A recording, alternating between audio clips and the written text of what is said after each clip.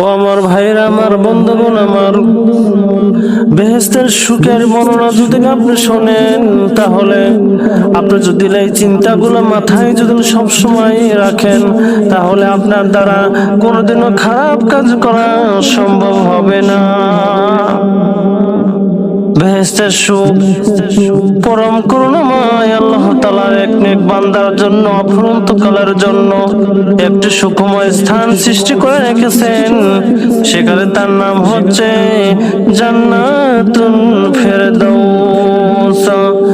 বাগানগুলো থাকবে নানা ধরনের ফুল ও ফলে পরিপূর্ণ, আর এই জান্নাতের নিচ দিয়ে প্রবাহিত হবে দুধের নহর, একটি মধুর নহর, একটি শরবতের নহর, একটি পরিষ্কার পানির নহর।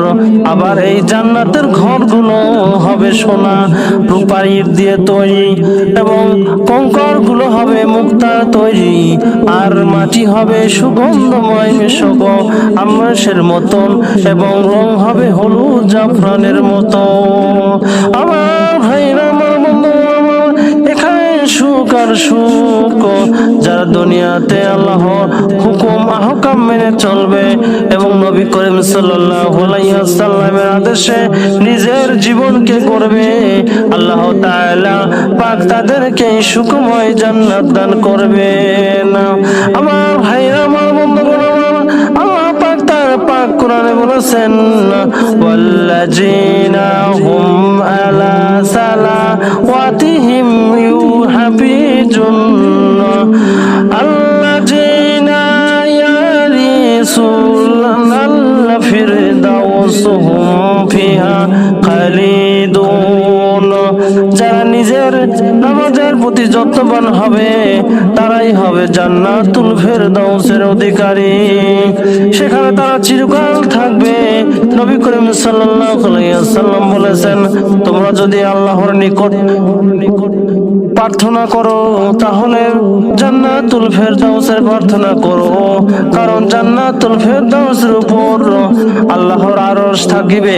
সবগুলো বেহেশতের মাধ্যমে জান্নাতুল ফেরদাউস সবচেয়ে বড় বেহেশত। জান্নাতুল ফেরদাউস হতে 4টি ঝর্ণা প্রবাহিত আছে, একটি দুধের, একটি মধুর, একটি শরবতের, একটি পরিষ্কার পানির। বেহেশতবাসীরা মনে মনে কল্পনা করবে দুধ খাবো কিংবা শরবত খাবো, সাথে সাথে নহর হয়ে বাঁকা হয়ে মুখে চলে আসবে। সুবহানাল্লাহ। তাদের কোনো কষ্ট করে শরবত বানিয়ে খেতে হবে না।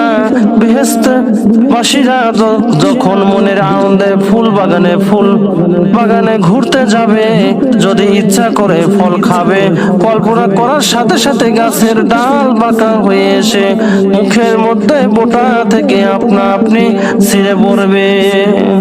আবার গাছের ডাল সোজা হয়ে যাবে এবং বোটা